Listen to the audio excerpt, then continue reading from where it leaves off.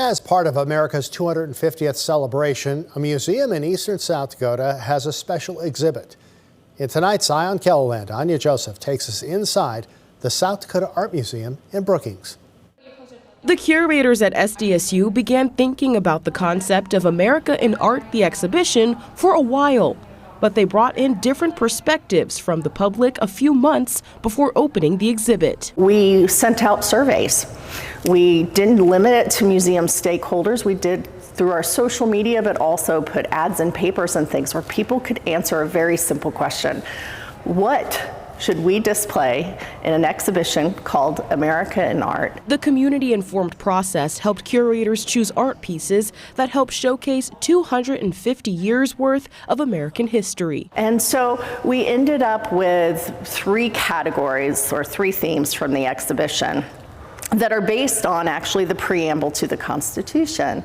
We the people of the United States, and to secure the blessings of liberty. Showing not only the good, but also the not so pretty side of the nation's past and present. The land itself that is here, that the displacement of Native peoples, slavery, incarceration, many of these difficult topics are covered in that section where it talks about how space and power go hand in hand. And if you feel as though a piece of history is missing at the show, take a walk by the exhibit's engagement space. Let's say that you walk through and there's this idea that maybe you didn't feel like was touched upon. This is your space to have that become enmeshed in the narrative of this exhibition. So I think it's a really critical space for that multitude of histories and experiences. Visitors can become a part of the exhibit in different ways. The blackboard wall, where you can talk about your hopes and dreams for America's next 250 years.